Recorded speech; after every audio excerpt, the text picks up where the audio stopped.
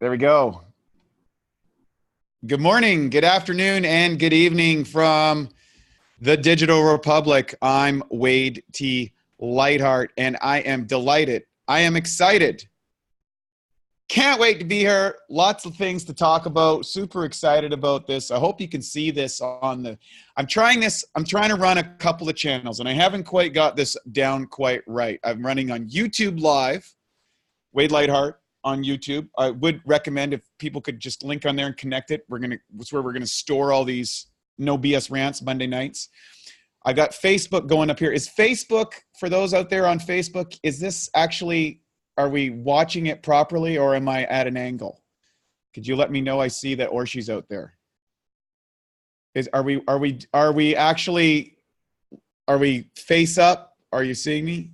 Are we good? Or are we kind of sideways? Okay, we're all great. Perfect. Thanks so much. So kicking this off, I think we talked about it today. I'm going to talk about something I actually was thinking about this. So one of the things that I do, and I recommend it for everybody to do in regards to their business life, their personal life, their any aspect of life that you want to think about, and that is to actually think. So are you saying that we're at 90 degrees, that we're not correct, Orshi? I see that people are calling in. It says great. So I don't know if I'm upright or not. Oh, well, whatever. If I'm sideways, we'll put it on. We'll put it on. Yes, it's sideways. Okay, thank you. I don't know if I can fix this or not. If I can't, well, I can't. I can try this. I don't know if that's going to work. I'm really not happy about Facebook the way it works sometimes. Let's see if it works. All right, we're going to try it this way. Okay, it's very tedious, but we're going to go with it. So anyways, we got Facebook Live working again. Wade T. Lightheart from the Digital Republic. We're talking about the secret aspect of building a business that most people won't talk to you about. So what does that mean? Well, I wrote an email in regards to this, setting this up today, and that is, okay, so most people, if you talk about business, they're going to say, well, business is, you got to have a great product, you got to have great marketing, you got to have great distribution. We talk about that in a lot of the stuff. That's true. Inside of that, you're going to have operational capacity. You're going to have processes and systems. You're going to have great people. Some people will talk about salesmanship. Some people will talk about customer service. Some people will talk about product stuff. Some people will talk about capitalization. Some people will talk about accounting. Some people will talk about strategy, hiring. There's all of these components that if you go online or you hire business coaches, or you go into these kind of different things, you're going to see all this stuff, right? You're going to see all of these people talking about all these things. And it can get confusing because you go, who's right? And I'm going to say they're all right. Every single one of them is correct. But here's the problem. And the problem with all of learning, say, the skills, the strategies, the placements, the tactics, all of that stuff doesn't deal with the real piece that is going to allow you to achieve business success. The thing that's going to allow you to achieve success in your life. A success, and what is success? What is success really defined? What is it really? Well, I think success is your ability to decide that you are going to do something and that you set up a series of determined efforts until you do that particular thing. That's success.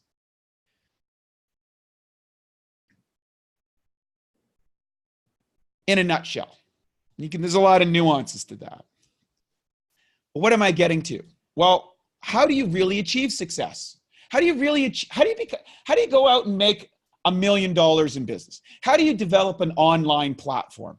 How do you have a successful relationship?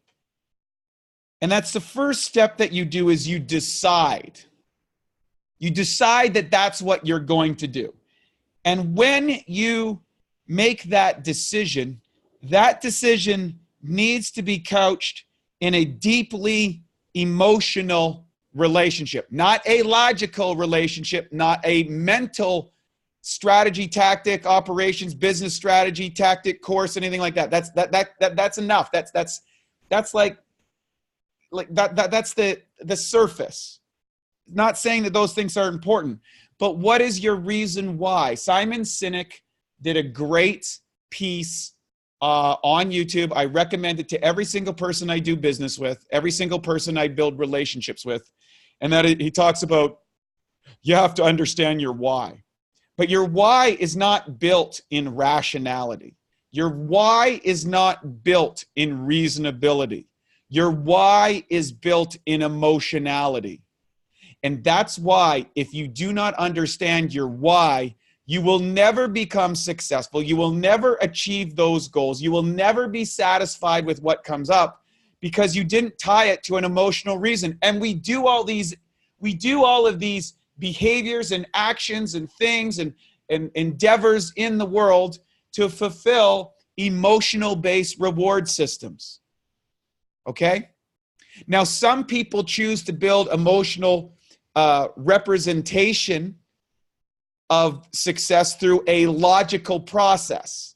So they'll say, well, if I earn, say, the most common element that I believe that people feel that they would have financial success, for example, is $10,000 a month. I hear this over and over and over. If I could make $10,000 a month, my world would be perfect.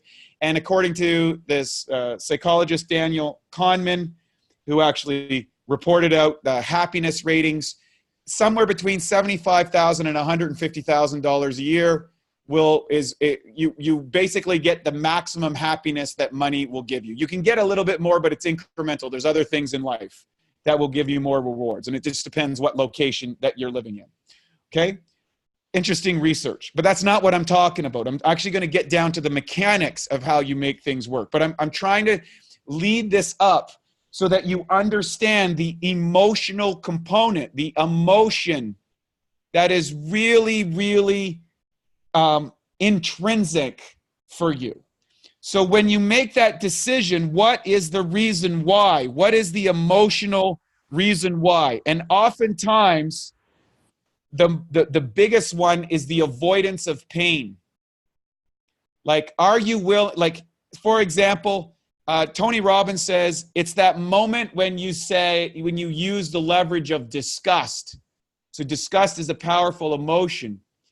And you say, I am never, ever, ever going to let this happen to me. Or I'm never, ever going to see this happen in my relationships. Or I'm never, ever going to be broke again. Or I'm never, ever going to be laughed at again. Or I'm never, ever going to be bullied again. And if you look at almost all of the champions that I've ever met, from Arnold Schwarzenegger to George St. Pierre to Kawhi Leonard, who just won the NBA, shout out to all my Raptors fans, to go down the list to every possible avenue that you can imagine. Okay? Every possible the person you can trace back to a moment where they made an emotional-based decision that I'm never going to put up with this again. And that emotion is a key component for the next three things that I'm going to share with you. The three components, okay? The three things that need to be embraced. Now, if you understand the why and its relationship to your decisions and tying a strong emotional connection to that, then you've already got this figured out. I'm just going to break down the other pieces for those other folks.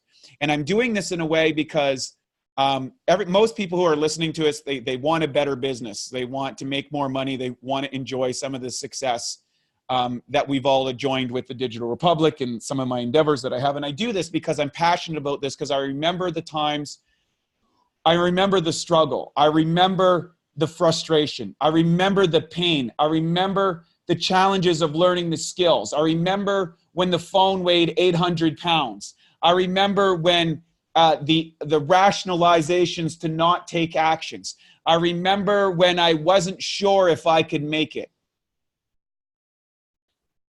I remember those things, and that's why I do this, because I don't want to ever forget. So what is the key? Once you've made that decision, once you've tied that division to an emotional reason why, what's the next piece? What is the three pieces of success? And I'll tell you, it comes down to three things. Here's what they are. Write this down. Will. And I'm going to break down what will is in a minute. Belief. And I'm going to share what my version of belief is and how you cultivate belief. And three is action. Those three components are interrelated, and they're going to determine whether or not you're going to make it or not. That's why we talked about the emotional reason. Because the world isn't so crazy that you don't get what you earned. I'm going to say that again. That's not cultivated in the Queen's English. The world is not so crazy that you don't get what you've earned. You will get what you earn when it comes to business relative to the marketplace. It doesn't matter if you have the best product in the world. It doesn't matter if you're the nicest person on the planet. It doesn't matter if you have the best customer service in the world. If you do not have the skill to tell the world about it, if you do not have the ability to manage the objections that people are going to have, and they will have objections, it's normal, it's natural, it's a human condition. I told you that was going to be dangerous. That was a big truth bomb, because we almost dropped that. So we did drop it. So there we go. I'll try that again. If we don't have those skill sets, but how do you get those skill sets?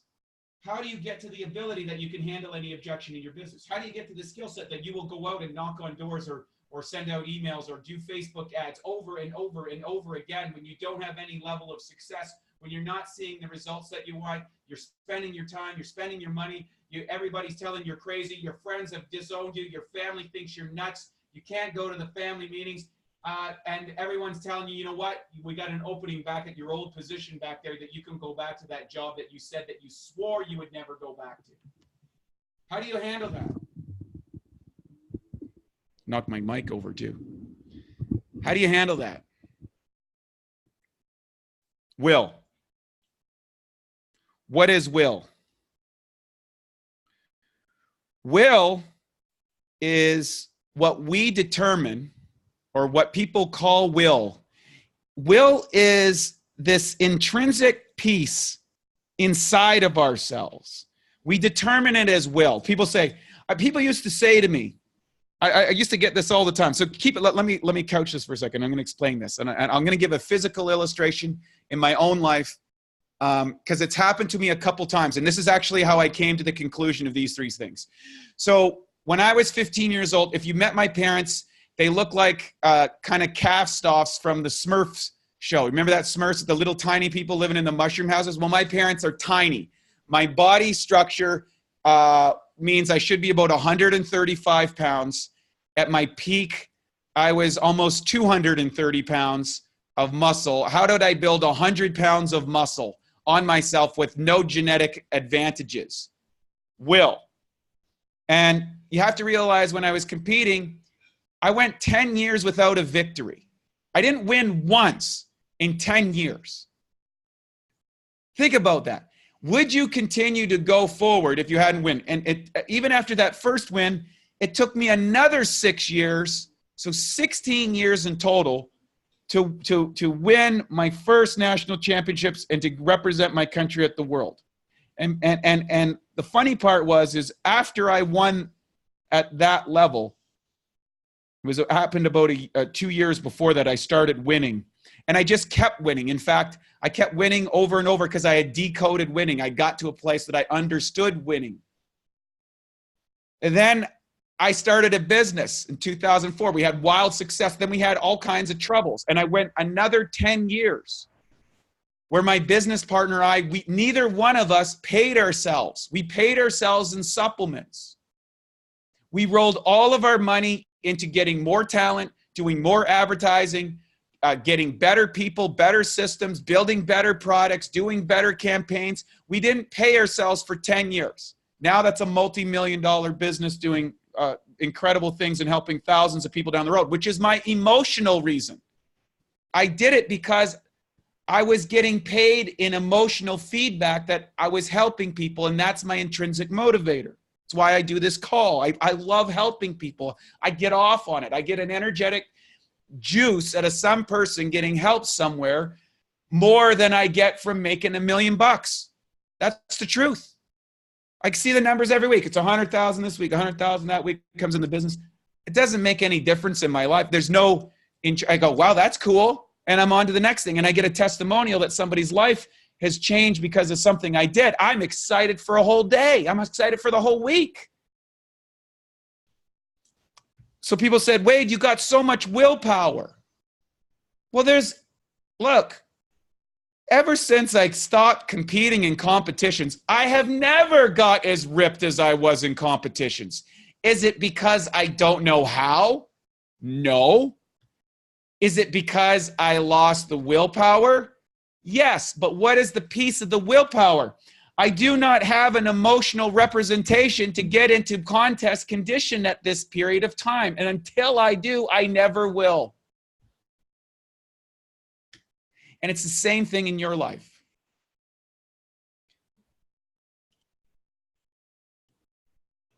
Will is cultivated by an absolute laser focus on what you're going to achieve, what you want to achieve, what you must achieve. And you're willing to work as hard as you need to work for as long as you need to work. This is the requisite of success. The universe has set a platform. If you want to live life on a level that other people aren't living, or the great mass, you need to do things that they're not willing to do. You need to work longer hours. You need to delay gratification. You need to be able to handle objections. You need to be able to handle rejections. You need to be able to take failure as a learning experience, not as a designation that you're a failure or that you're a loser or that you're no good or that you're not capable, or whatever that story that got implanted on you when you were young or you were a kid or some teacher or some bully told you something. You got to wipe that stuff out of your head. And you have got to re-anchor your vision, your dream every single day. When I was bodybuilding, okay, when I was a young man, I had pictures of all the people that I inspired by, all of what they were doing, all the training routines, all the work, and I would hear the same story over and over. These people work for years and years and years and years. They face failure and disappointment and regret and tragedy, but they kept moving forward. They kept going forward. That's what winners do. If you want to win in life, that's why we celebrate winning. And I just watched the NBA Finals. Now, the reality is, I think if the Warriors had all of their team members together, Klay Thompson, and had, and they had, if he was at his 100%, KD was playing, and Curry was playing, I don't think the Raptors would have beat them. I think the Warriors, talent-wise, had a better team with those three guys on the floor. But guess what happened? KD goes down. Warriors still put up a great fight. Klay Thompson went down, and that was the death blow. That was it. They just couldn't overcome that one. Now, what was the thing when you listen to those guys after? When you listen to those guys after, one of the most successful teams after, what are they saying? Hey, this dynasty ain't over. Yes, we lost. Yes, the Raptors are a deserving team, but we're coming back. Now, let's look at the Raptors' history. Prior to that, the organization get to the playoffs, couldn't get past the Cavaliers. 3 years, got rid of the coach of the year, right? Changed management, fired and traded away the the heart and soul, the best friend of Kyle Lowry, DeMar DeRozan, to another team because they said we're so committed to winning, we're going to take a risk on Kawhi Leonard. He's injured. There's things going wrong, but we think with this guy and a couple other people on our team, we can win. But right now with the nucleus we have, we're going to produce the same result. And now that guy celebrated. The Washington Wizards is offering the manager, the general manager of the Raptors, ownership in that company. Now, what does that mean? He was willing to take a chance. He was willing to take a risk. He was willing to roll the dice and put himself on the line and be criticized by everybody, and he was criticized by everybody. Now, guess what? He's a genius. And the same thing is going to happen to you and to your life. You will be recognized as a genius only when you are going to be made fun of for being an idiot. That's the truth. So you have got to be able to determine that you are going to make this level happen no matter what, and you are going to take a series of determined actions. You must become a man of volition. Volition says, I am going to continue to do this until I die in the pursuit. And if I die, I'm going to be reincarnated again. And as soon as I get old enough to take action, I'm going to do it again. I don't know if you believe in reincarnation or you do whatever, but the bottom line is you say, I'm willing to die for this. When you have that kind of attitude, the universe goes, okay, you've qualified for the club. You're qualified. You're qualified, but you're not in yet. It's the first step. What's the second step? Belief. And this is the part that going back to my own story, and I'm fired up about this because this is a breakthrough that I thought about. I've probably been thinking about this for 25 years, literally since I was a teenager. And I did it. I just didn't know. I didn't know what it was. Belief. Belief is built by re-anchoring your vision and associating it with other people who have achieved that result. That's how you tie will and belief together. They're interrelation. Now, there's false belief. There's phony belief that's not really belief. And a lot of people operate on that. Just believe. But I'll tell you and one of the interesting things that you'll read about amongst successful people that we quote unquote have a level of, and I call, one of the things of success is the impact that people made in the world, because we celebrate that, either some sort of mastery or some sort of influence. And if you study them, most of them say the most valuable things that you can study is the biographies of successful people. The biographies of people who broke the mold. So, for example, I studied the biography of Mahatma Gandhi. I studied the biography of Yogananda. I looked at the biography of Steve Jobs. I looked at the biography of Arnold Schwarzenegger. I looked at the biography of Winston Churchill. These are some very influential people. And what's interesting is all of them were made fun of. All of them were attacked. Some of them were even imprisoned. They were ostracized. All of them thought they were crazy, and all of them were wildly successful in a variety of areas in their life. So belief, which will extend your will, is by a couple of things. Number one, you need to be able to celebrate the micro aspects of success. One of the things that I was able to recognize in bodybuilding is that I could see the difference in my body. I could add a little bit of muscle here. I could add a little bit of muscle there. I could lose a little bit of body fat. You know what I mean? I might get a compliment. I might look different in my t-shirts. I might see a picture of myself and I could see the improvement. I could measure that there were incremental gains. And what that did for the first time in my life, starting as a teenager, is that empowered me to see that I could make improvement. And that's why I think sports are very important, or learning a specific skill, if you're more artistically inclined, whether that's painting or music, playing a piano or an instrument, or writing or developing a skill that you can follow a process and get better at. Because once you know how to do that, you realize that everything is a process, everything is a way to get skill. You just need to find out who's doing it, break down those steps, go through those steps, and keep the accountability process so you can make those incremental jumps. Belief is built by anchoring and measuring the successes and failures and improving upon them over a period of time.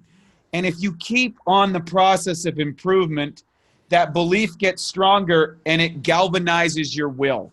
You see yourself getting closer to the mountain. You see yourself getting close to that ultimate success, that money result that you want, that house that you want to live in, the car that you want to drive, the people that you want to connect with, the places that you want to travel to, the things that you want to go. And that's why it's important to build some sort of mini reward system for yourself, to acknowledge yourself for your success.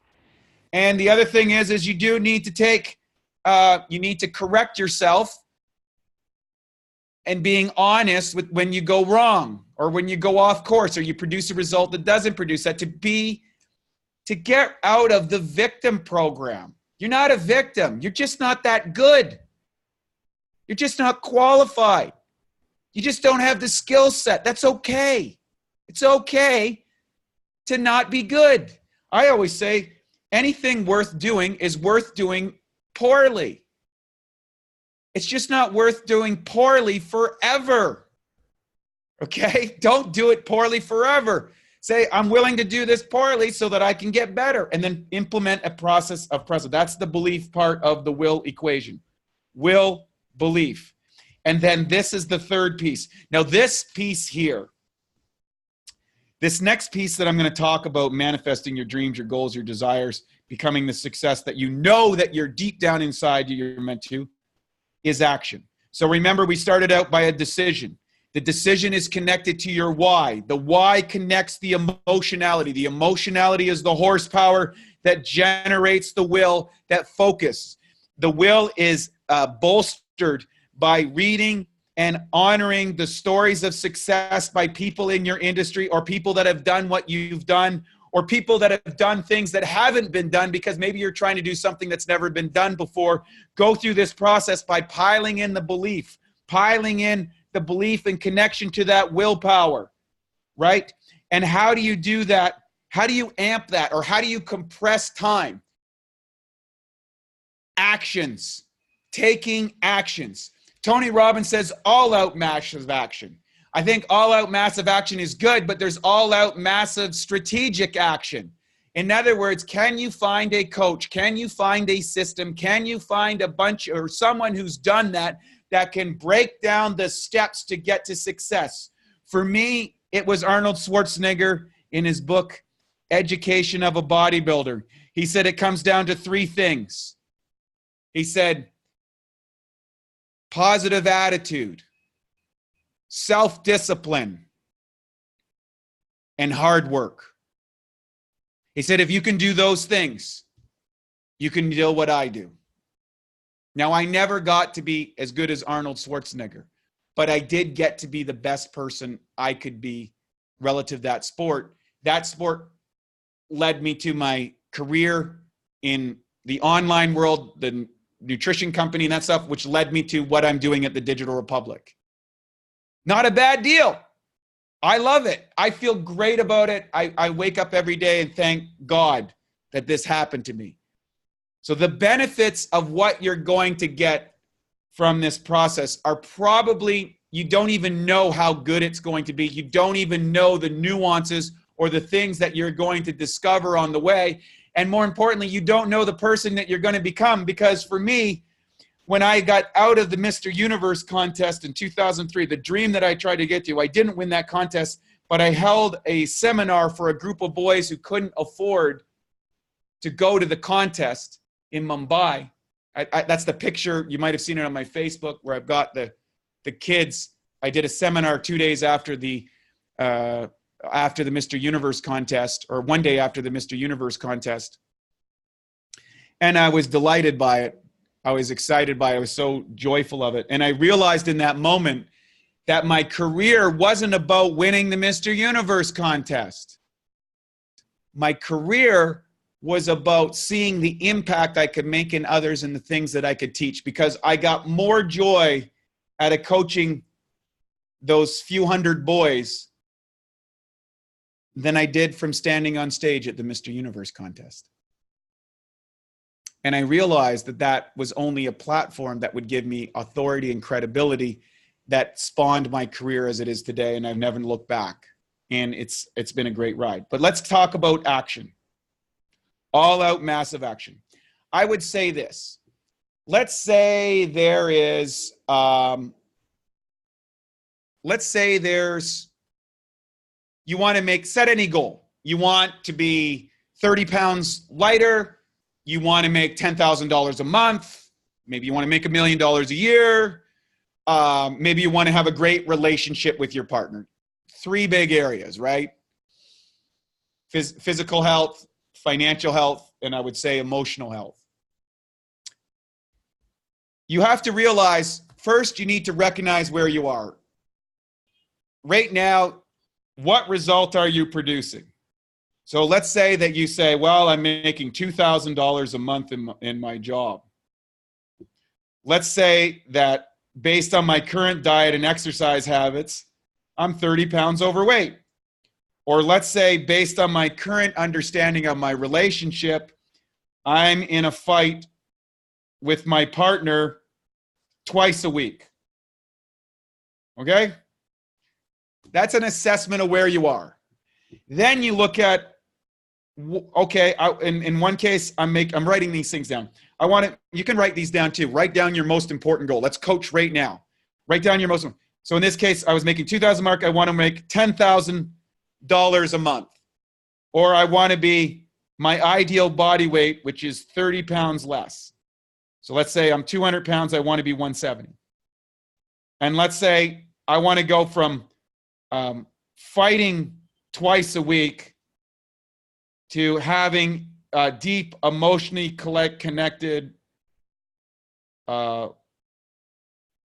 love sessions, whether that's physical or just connectedness or a sense of connectedness. I'm not as great at languaging some of these things. And there's only fighting maybe once a month, and we're fighting in a way that's actually because it's an important point that we're trying to come to a conclusion. There's not saying that you should avoid fighting. I think there's reasons to fight if you fight fairly. But let's say that's the case. Let's say I'm going to go from 10 fights a month to 1 fight a month, and inside I'm going to connect it. You get the idea. Okay. So if you look at 2,000 to 10,000, I'm going to have to produce 5 times the amount of value in the world that I'm currently doing. If I want to lose 30 pounds, I need to create a calorie deficit that's 15% lower than what I'm currently doing, and I'm going to need to do that for probably a year. I could probably get there faster. Okay, maybe I can get there faster, but I don't know if I can sustain it, right? So that's going to take a year, let's say. Okay, and let's say you want to do that in a year above, and let's say that it's going to take me a year to get my relationship where I want it to be. Okay, this is the action piece. The action piece says this: there is a finite number of actions that are going to get there. Maybe let's just use a simple number. Let's say there's 1,000. And the reality is there's probably more than that. Let's say there's 10,000 actions. And you might say, well, that's a lot of actions. Well, thinking is an action. Let's say there's 10,000 actions to get to $10,000 a month. There's 10,000 actions to get to 170 pounds from 200 pounds to lose the 30 pounds. And there's 10,000 actions to get your relationship so that you're only fighting once a month and you're deeply emotional connected. And even when you fight, it's because you want to get to a better understanding. You've totally transformed that. Say there's 10,000 actions and you're only taking 5 actions a week towards that goal. 5 actions, 5 positive actions. Well, based on that 10,000 actions, it's going to take you 2,000 weeks to get to your goal. 2,000 weeks is what? 40 years. That's like Moses and the Israelites wandering around in the desert for 40 years. All right. That's not too motivating, is it? Okay. Well, how about if I take 10 actions a week? I double my output. Okay, now I've reduced that. I can get that in 20 years. What if I take 15 actions a week? Okay, now I'm down to 10 years. What if I take 20 actions a week? I'm down to 5. What if I take 25 actions a week? 25 actions, I'm what, down to 4? You get the idea. 30, it's 3. You know what I'm saying? You start getting down to the number. So you get down to, it's going to be somewhere around 50 actions a week. Now, here's the other caveat to that. Actions have both positive and negative consequences. So you need to have a net positive of 50 actions over whatever net negatives that you have. So let's say that you diet all week long. You stay on your diet all week long. You ate 2,000 calories a day. You burnt 2,500 calories. In order to do that, you had to plan your meals. You had to go to the exercise gym. There was all those actions you took in front of that. You got to day 7. So you lost a pound of fat that week. 3,500 calories to a pound. But Saturday night, your best friend called you up. You went to the club. You went out drinking like you always do. You came out of the club. You hit the pizza place. You come home. You smoked a bunch of dope. Got into a 2-liter of ice cream that you had to go back out to the 7-Eleven for. And you woke up Monday morning or Sunday morning and you were the same weight or you were a pound heavier. You did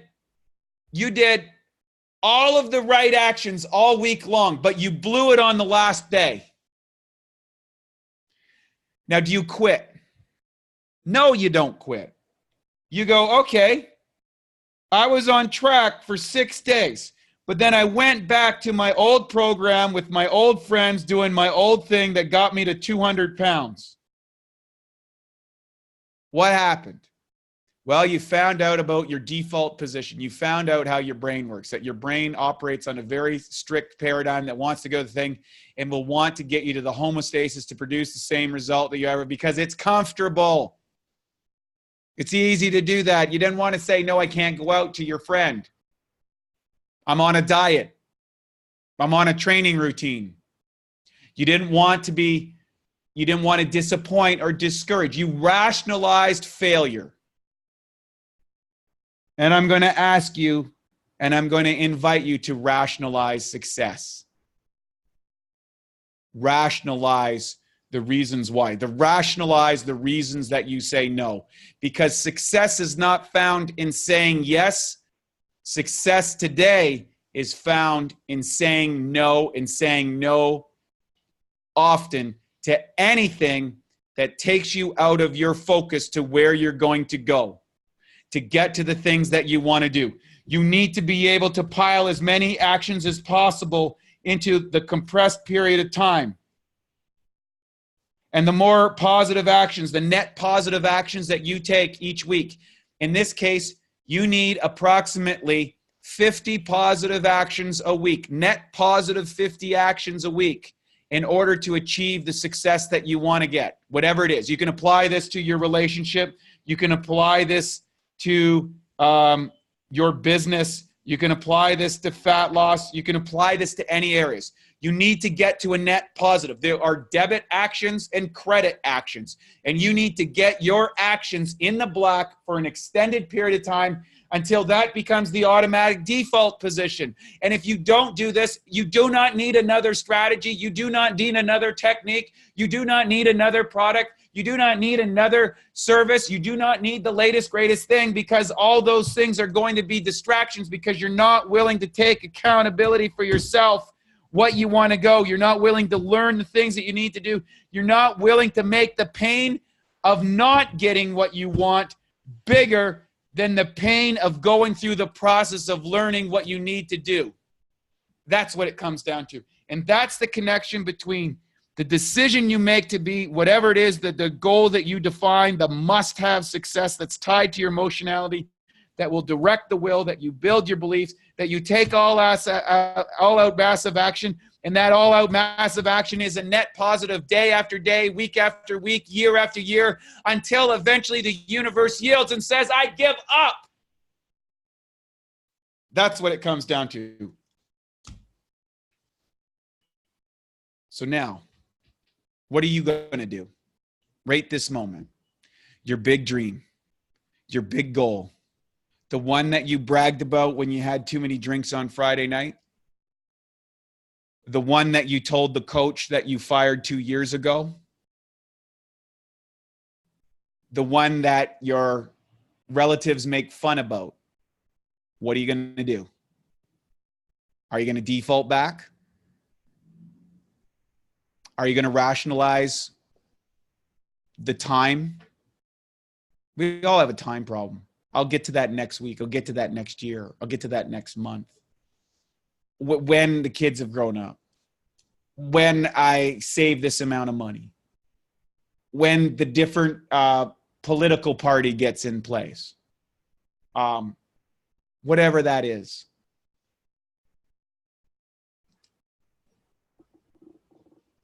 What are you going to do? See, I don't rant here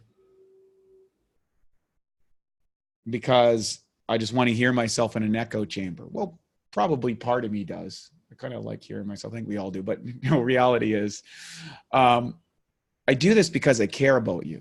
I do this because I literally deal with thousands of people from all over the world who have hopes, who have dreams, who get involved in a distribution business, an affiliate business, an MLM business, an online business, a brick and mortar business, a consulting business, a coaching business. I've literally dealt with thousands and thousands of people in this area. And they all come up against the same thing. They all face whatever demon that they have. We're not that different. It shows up in different ways. It shows up in different, but the feeling that evokes is the same. That's what makes us human. That's what separates us from the machines. The feeling, the emotionality, the heart, which is pervasive through all humanity. What do they say about real champions? They've got so much heart. What does that mean? It means that on some level we can recognize it. We can recognize when the emotional power that is inside of you allows the little lady to pick up the car off her kids. It allows the single dad to go out and keep knocking on doors to make one more sale. It's to the digital entrepreneur that runs one more ad campaign after they've failed 500 times. Napoleon Hill called it 4 feet or 3 feet from gold. The story about the guy that in Think and Grow Rich that actually got to the mine and he stopped the vein that they were mining and he got 3 feet from gold and went in, and a junk dealer came in, hired an expert engineer and said, the vein's over here, dug 3 feet, and they hit the largest gold vein in the history of the gold rush. So when you are about to fail, unfortunately, when you're about to give up, I think that's an important phase. When you get to the hopeless stage, that this is never going to happen, that's enough when the ego kind of comes down and then reaches out to someone who's been there and done that and says, here's the way. And the sooner you get to that position, the better off you are. So with that information, I hope that you go out, that you connect some emotionality to your desire, whatever that is, whether that's a better relationship, a better financial picture, a healthier body, whatever it is that you want to do, that you build that connection to your will by reviewing the success, reviewing what it is that you want, focusing and taking time away to visualize that you read the stories, you learn the skills, you take the actions, and you celebrate the successes, and you learn from the mistakes and so-called failures each and every week, and you take as many actions as it takes, as many as you possible each coming day, because that's going to compress the time. Nothing else will. No one else can do it for you. No strategy, no technique, no platform, no nuance, no big idea. It's plain old hard work consistently over time that's going to do it. I hope you love this. If you like it, please make some comments on my YouTube channel or my Facebook page. We do this each and every week. Next week, we're going to be live from Toronto. We're coming out to the T-Dot for a great lesson. It's been a while since I've been out there. I look forward to seeing you all out there. Private messaging. If you want to know the details on the events, I'm going to put something up on Facebook real soon. And until then, lots of light and love. Can't wait to see you soon. Take care. Good night.